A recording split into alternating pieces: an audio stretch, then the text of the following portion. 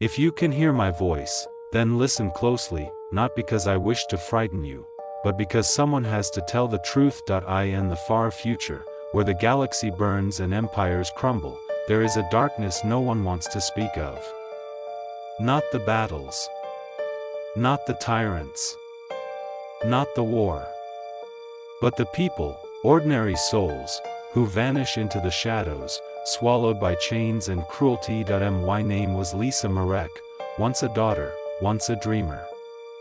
Now, a survivor of the unspoken, and if you walk with me through this story, if you stay until the end, then maybe, just maybe, you'll understand why hope still matters, even in the universe that wants to crush it. Hold tight, this is not a tale of heroes, this is a tale of the enslaved. The morning began like any other. The sun rose pale and distant over Vandis IX, warming the dust-covered rooftops and echoing across the canyons where miners began their shift. Families bustled, children laughed, vendors set up small stalls, all unaware that by nightfall, our world would be swallowed whole. We heard the thunder before we saw the ships, deep, rumbling vibrations that crawled into our bones. People pointed upward, confused, and then the shadows fell. The sky darkened beneath colossal arcs of metal, vessels shaped like serrated wings. They were not imperial. They were not human, they were Dark Eldar. Panic spread like wildfire. Mothers grabbed their children. Miners fled from the quarries. Soldiers rushed to their posts, shouting commands drowned by the howling engines descending upon us. And then came the screaming, lances of light ripping through the streets, bodies disappearing in bursts of void dark energy. I should have run. Everyone should have run. But fear has a strange way of pinning you in place, rooting your legs to the earth even as the sky collapses. I remember gripping the handle of my father's old mining shovel, thinking it might protect me. Foolish, childish. But in moments like those, you cling to anything that feels solid. The raiders descended with impossible speed. Their armor gleamed like polished nightmares, their eyes cold and ancient. They didn't kill for war, only for sport. They wanted us alive. A net of crackling energies wrapped around me, lifting me off the ground. My ears rang. My vision blurred. I watched my neighbors struggle, scream, vanish. I saw my father run toward me, brave, desperate, helpless, before a blade struck him down with casual cruelty.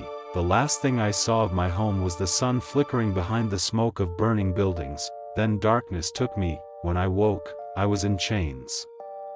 1,000 voices cried around me, men, women, children, the stolen people of Vandis IX. The air stank of agony and metal.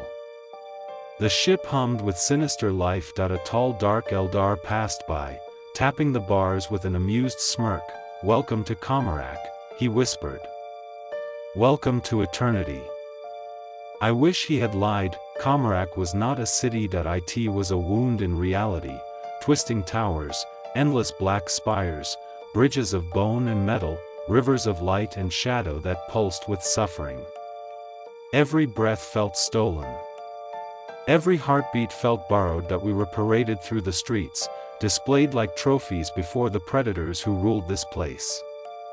Their laughter echoed as if the entire city mocked our existence. I saw cages suspended from high balconies, each containing broken shapes that once were people. I saw arenas stained with the memories of countless screams. I saw children forced to fight, elders forced to crawl, lives treated as nothing more than passing entertainment. And yet, in the depths of this abyss, I met someone who refused to break. Taron Hale, a former Imperial Guardsman captured years before my world fell. He was scarred, exhausted, and hardened by years of torment, but his spirit still burned with a quiet fire. "You keep your mind," he told me in the slave barracks. "They can beat your body. They can starve you. They can strip away your past.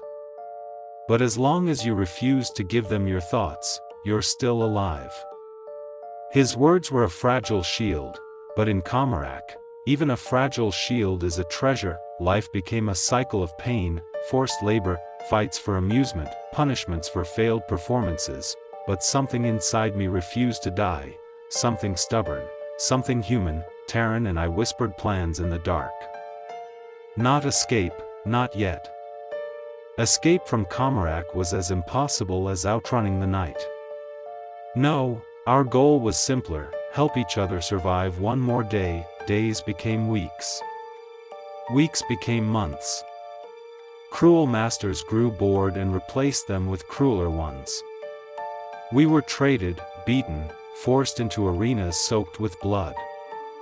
But in every broken moment, we found a spark, one joke whispered, one shared memory, one refusal to scream, and then came the night I will never forget. Point 1 of the Dark Eldar, an Archon's personal torturer, dragged me toward a chamber lined with instruments that whispered of horrors.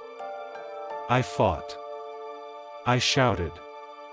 But it was Taron who charged in, reckless, unarmed, fearless, knocking the torturer aside long enough for me to escape his grip.